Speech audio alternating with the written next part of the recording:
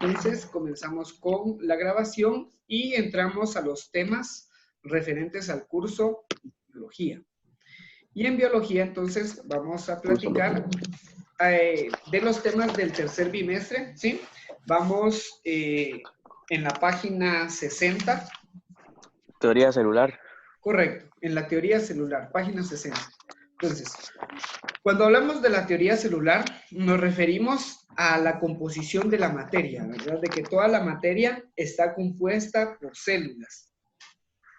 Y en una reseña histórica nos hablan sobre un científico llamado Robert Hooke, que fue uno de los primeros en observar partículas o en observar ciertos tipos de materia, hablan de un trozo de corcho, pero observarlos a través de lentes específicos, o sea, hacer microscopías, por así decirlo, y poder observar de que estaba compuesto por pequeñas celdas, ¿verdad? O por pequeñas, como que fueran como que escamas, por así decirlo, y de que todo el material estaba compuesto así. Entonces, él denominó a estas celdas, las llamó células, y que proviene del latín célula, que es diminutivo de celda, que significa pequeño compartimiento, ¿verdad? O celda, o casilla, o espacio.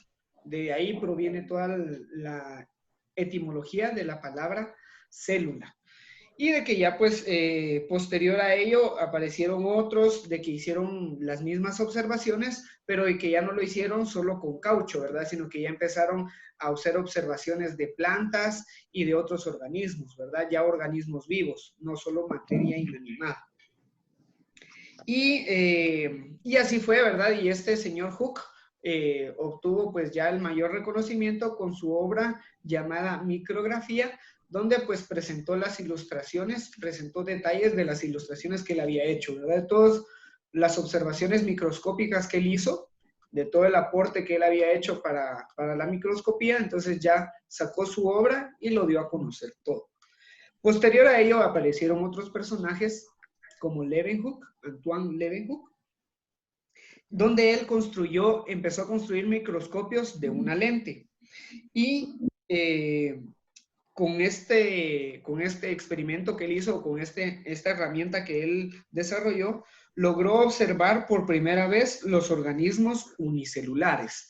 Cuando hablamos de organismos unicelulares, nos referimos a organismos de una sola célula, ¿verdad?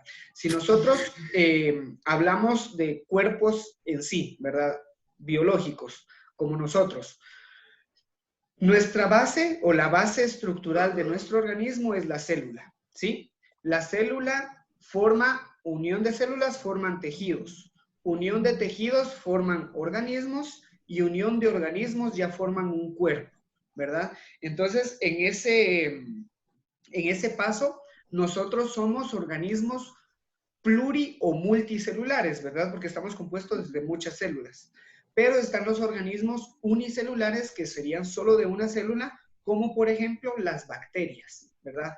Todas las bacterias que existen, nosotros en nuestro cuerpo tenemos muchas bacterias. Si nosotros tuviéramos, digamos, ojos diferentes, ¿verdad? Que nuestros ojos fueran así biónicos y pudiéramos ver a gran alcance en superficies cercanas. Por ejemplo, si pudiéramos ver así con un superojo robótico nuestra mano, podríamos ver dentro de los pliegues de nuestra mano, o sea, dentro de estas marquitas, podríamos ver todos los microbios y gérmenes que allí existen, ¿verdad? Porque por muy limpia que esté nuestra mano, siempre está en contacto pues con otras superficies y podemos llegar a tener gérmenes. Entonces, todos esos gérmenes o bacterias, por lo general, son organismos unicelulares. O sea, ellos solamente poseen una célula, o sea, son organismos de una célula, no crean división o sea, como les dijera, no se reproducen como las células de los organismos multicelulares, de que crean divisiones y las células se especializan y que se empiezan a dividir y que se unen y que forman más tejidos, sino que estos pues solamente son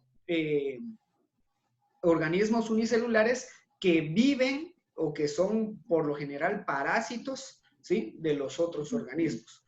por lo general así son. Los organismos unicelulares, bacterias y gérmenes, por lo general son parásitos. Aunque hay muchas bacterias que tenemos en nuestro cuerpo que son benignas, ¿sí? Que no son tanto parásitos. Por ejemplo, Los tumores. ¿Cómo? Esos son malignos. ¿Cuáles? Los tumores, dice. Los tumores. No. O sea, me refiero a bacterias. O sea, hay ciertas bacterias, por ejemplo, en nuestras fosas nasales, ¿sí? Todos los pelitos que tienen nuestras fosas nasales, allí viven muchas bacterias. Y parte de estas bacterias, su forma de trabajar o el propósito para el que están diseñadas es para disolver o para consumir todas las partículas que les podría decir de polvo que ingresan a la nariz. Entonces, cuando nosotros respiramos, si en tal caso estamos en un ambiente muy, ¿qué les dijera? Muy contaminado, estas bacterias actúan y estimulan a nuestro organismo a generar mucosa, ¿verdad? Entonces ya es cuando nuestro propio organismo genera mucosa y es cuando impide pues ya el paso de polvo u otras partículas ajenas a nuestro organismo. Entonces hay ciertas bacterias que estimulan a nuestro cuerpo para generar defensas, ¿verdad? No todas las bacterias son malas. Hay bacterias y parásitos que obviamente son dañinos, ¿verdad? Así como las lombrices en nuestra panza, pero hay bacterias que son benignas, ¿verdad? Que estimulan al cuerpo para generar defensas. Entonces, pues ya ellos hicieron este descubrimiento, ¿verdad? Empezaron a ver ya organismos unicelulares y empezaron pues a hacer ya todo su estudio referente a los tejidos. Y así también está otro señor, este señor Jacob Sladen, donde en 1838 propuso de que todas las plantas están formadas por células, ¿verdad? Ellos ya empezaron a hacer sus estudios de tejidos vegetales, de tejidos animales, y pudieron determinar de que este señor Jacob determinó de que todas las plantas están formadas por células. Y después, unos pocos años después, está este señor Theodor Schumann, donde él hizo lo mismo con los tejidos animales y dijo que también, ¿verdad? Que todos los tejidos animales estaban constituidos por células. Y así fue como ellos, pues, hicieron su descubrimiento, hicieron sus aportes, luego aparecieron otros señores, como por ejemplo Rudolf Virchow, donde él pues ya sintetizó pues ya todo el pensamiento y lo resumió en esta frase que fue una frase muy célebre, la cual se le reconoció a él, que dice omnicélula ex célula. Y el significado es de que toda célula se origina de otra célula, ¿verdad? Entonces, y ahí fue cuando ellos empezaron pues a hacer sus postulados de la generación espontánea, de dónde provenía la materia, etcétera, ¿verdad? Y eso pues en eso sí solamente tenemos teorías, ¿verdad? Del origen de la vida solamente tenemos teorías, pero lo que sí tenemos conocimiento ya científico es de que nosotros estamos formados por células, ¿verdad? Todo nuestro organismo está formado por células. Y ya cuando se empezó a formular ya esto como ley, ¿verdad? Ya no solo como un conocimiento teórico, fue cuando se empezaron a hacer los postulados. Eso está en la página 61. Y los postulados pues nos hablan de que la teoría celular consistía en tres aspectos, ¿verdad? Donde decía de que la definía como estructura, o sea, de que la célula era la que formaba todos los seres vivos, por así decirlo, de que era la unidad estructural, de que la célula era el componente básico para formar la estructura de los tejidos organismos y los organismos cuerpos. Entonces, ese era el primer postulado, de que era la estructura fundamental. También hicieron el postulado de su funcionalidad, donde decía de que todas las funciones que nosotros tenemos como organismo, por ejemplo, nosotros como humanos o como seres vivos, tenemos las funciones de respiración, tenemos las funciones de alimentación, tenemos las funciones de de eliminar desechos, ¿sí? O de excretar desechos. Entonces, todas esas funciones básicas que nosotros tenemos como organismos vivos provienen de las células, debido a que las células tienen todas estas funciones. Entonces, todas las funciones de los seres vivos son las que ocurren en las células. Las células crecen, las células se alimentan, las células secretan residuos y desechos, entonces las células respiran y todas esas funciones son las que nosotros pues tenemos como organismos. Eso fue lo que definieron en los postulados. Y el tercer postulado era de que era la unidad reproductora, diciendo de que todas las células se originan a partir de otras células preexistentes, ¿verdad? Y eso pues era concepción de la vida, donde pues se decía de que un organismo vivo o un cuerpo vivo o un ser vivo debía de provenir de otro ser vivo, ¿verdad? No se podía generar de forma espontánea. Eso hasta el siglo pasado. En este siglo ya se hizo la clonación. Se empezaron a hacer las primeras clonaciones, se pudieron clonar animales y luego hacer clones pues de tejidos para organismos, y ahorita pues ya la ciencia ya avanzó bastante, y no me acuerdo en dónde fue que vi, donde hay un postulado, pero no es aquí, es en un continente donde las leyes humanitarias son muy cuestionables, donde estaba el postulado de hacer las primeras clonaciones humanas, ¿verdad? Hablaba de hacer los primeros clones humanos. Entonces ya al hacer eso, pues, bueno, considero que sí se tiene la tecnología, porque si fácilmente podemos clonar pollos para tener granjas llenas de pollos para poder alimentar a toda la gente, si fácilmente podemos clonar plantas, si fácilmente podemos clonar naranjas, tomates, bananos, o sea, la fruta y verdura que venden en los supermercados, donde las naranjas, todas las naranjas son del mismo tamaño y del mismo color, todas las naranjitas, ¿verdad? Eso por lo general son organismos genéticamente alterados, ¿verdad? Eso ya lo habíamos visto en la unidad anterior, que son alteraciones genéticas. Y esto pues también se puede hacer en humanos, ¿verdad? También se puede hacer en personas.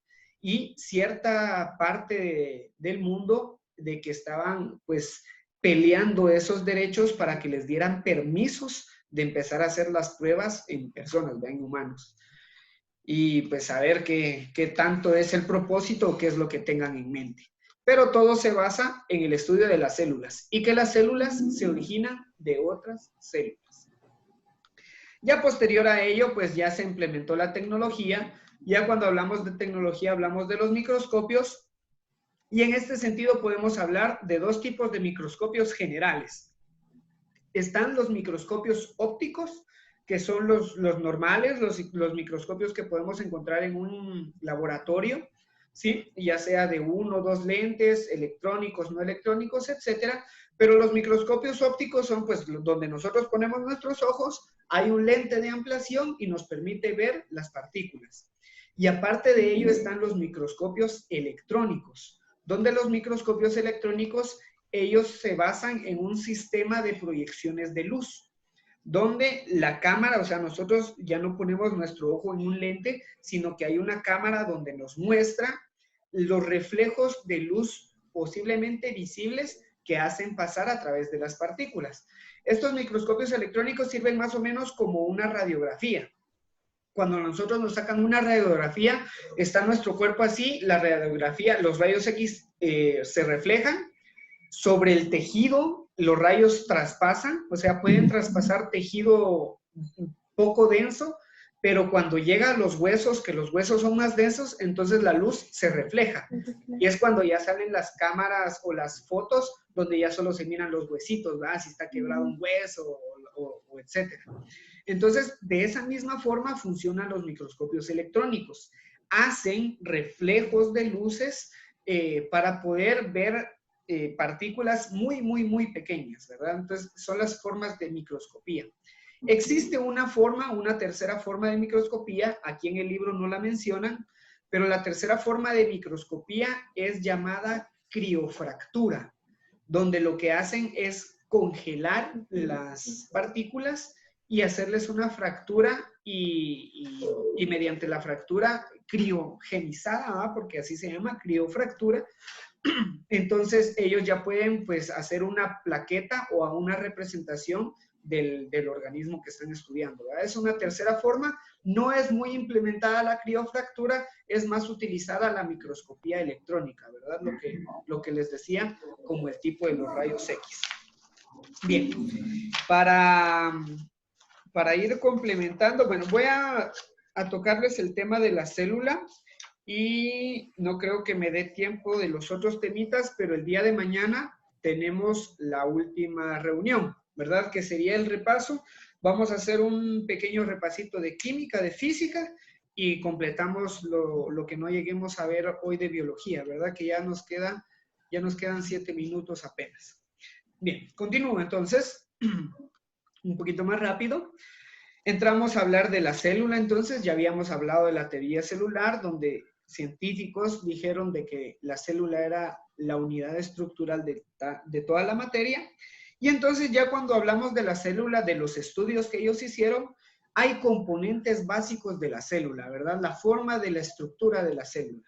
Y entre los componentes básicos de la célula encontramos 4.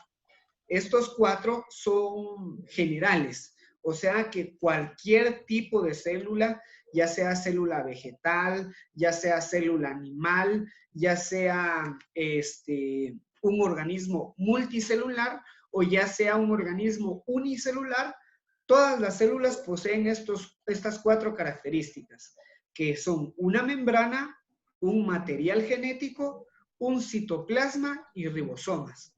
En resumen, la membrana plasmática es lo que recubre a la célula, ¿verdad? Es lo que la mantiene unida. Podríamos decirlo, es como su piel, ¿verdad? La membrana plasmática podría ser la piel de la célula, ¿verdad? Todo lo que lo cubre. El material genético, entendemos como material genético el ADN, ¿verdad? ADN, ARN, son los materiales genéticos, son los ácidos desoxirribonucleico y ribonucleico. Uno contiene toda la información de los genes y el otro la transmite, ¿verdad? Eso pues ya lo platicamos en la unidad pasada.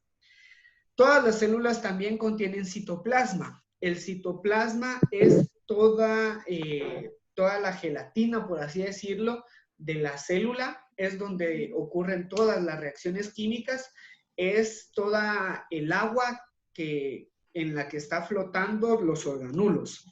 Habíamos dicho de que nosotros como organismos vivos y biológicos tenemos alrededor del 70% de nuestro cuerpo es agua, ¿verdad? ¿Y por qué dicen que el 70% de nuestro cuerpo es agua si yo lo que miro es carne y huesos, ¿verdad? Yo no miro agua. Es por nuestras células, porque la mayor parte de las células es citoplasma. Y el citoplasma se encuentra pues en estado acuoso, ¿verdad? Por eso es de que nosotros somos más agua que materia. O nuestra materia es en mayor porcentaje agua. Y el otro aspecto general de las células son los ribosomas. Los ribosomas pues son los pequeños organulos encontrados dentro de la célula donde se generan las proteínas. Las proteínas es todo lo que alimenta la célula, ¿verdad? Ya sean proteínas para funciones específicas, por ejemplo, ya en nuestro cuerpo, ¿verdad? Ya nosotros como organismos vivos, ya sea proteínas, pues, para sintetizar alimentos, para procesar alimentos, ya sean proteínas específicas para el desarrollo muscular, o ya sean proteínas específicas para el desarrollo de neuronas, qué sé yo, ¿verdad? Pueden ser para muchos usos y las proteínas se sintetizan principalmente en los ribosomas, pertenecientes a todas las células. Y por último, entonces, nos vamos a quedar con la definición de células procariotas y eucariotas. Con esto vamos a complementar la clasecita de hoy, ya mañana continuamos. Al hablar de células procariotas y eucariotas, nos podemos definir también como células con núcleo y sin núcleo, ¿sí? Aquí viene de nuevo la definición entre multicelular y unicelular. Por lo general, los organismos multicelulares, o sea, los que tienen muchas células como nosotros, son células eucariotas, o sea, tienen un núcleo. Y todos los organismos unicelulares, como las bacterias, son células procariotas, o sea, de que no tienen núcleo. Esa es la gran diferencia, ¿verdad? La diferencia entre procariotas y eucariotas es de que las eucariotas sí tienen núcleo y las procariotas no tienen núcleo. Y de ahí viene su definición. Procariota significa antes del núcleo, ¿sí? Quiere decir de que no tienen núcleo, su material genético está disperso en el citoplasma, sí tienen ribosomas, sí tienen citoplasma, sí tienen membrana plasmática, sí contienen ADN, ¿verdad? Porque tienen su propio material genético, pero no cuentan con núcleo, ¿verdad? Y las células procariotas, lo que les decía, son las bacterias y cianobacterias, ¿verdad? Del reino Eubacteria. Bacterias, cianobacterias son los organismos unicelulares. Sí, dime. Ya, pues. Dime. Tengo una duda. Información de ADN, los dos tienen ADN. Sí. Sí. Es que ayer, bueno, yo no sé si mi mamá está confundida, pero yo le pregunté, mamá, si tú fueras mi maestra y me tendrías que dar un ejemplo, ¿cuáles son las diferencias entre las células procariotas y eucariotas? Ella me dijo de que una no tiene información genética y la otra sí. Bien, o sea, las dos tienen información genética, solo que una la tiene en un núcleo y la otra la tiene dispersa. Sí. ¿Debido a qué cosa? Okay. A que las bacterias, así como existen, por ejemplo, bacterias dañinas, así hay bacterias que benefician al cuerpo, ¿verdad? Entonces, en ese sentido, esas bacterias se diferencian por su genética, ¿verdad? No tienen la genética igual. No tienen componentes, que les dijera, como cromosomas, por así decirlo, que ya las células eucariotas tienen los cromosomas y los cromosomas son los que ayudan en la división del núcleo y se forman los centrosomas o los centriolos y el núcleo se divide y se forman dos células. Las procariotas no pueden hacer esa división porque ellas no tienen núcleo, ¿verdad? Ellas no tienen su material genético o la transmisión de ADN no es del núcleo hacia el sistema endoplasmático, que es el normal de las eucariotas, sino que ellas, su material genético está disperso en todo su citoplasma y en sus ribosomas, ¿verdad? Porque ribosomas, proteínas, sí generan.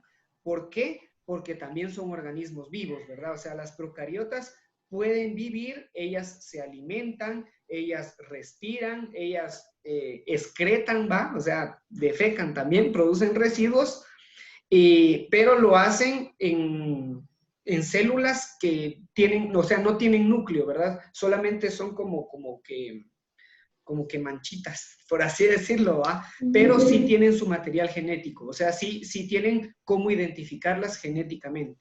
Podríamos decir su propio ADN, ¿verdad? Sí tienen sus genes, Bien, les decía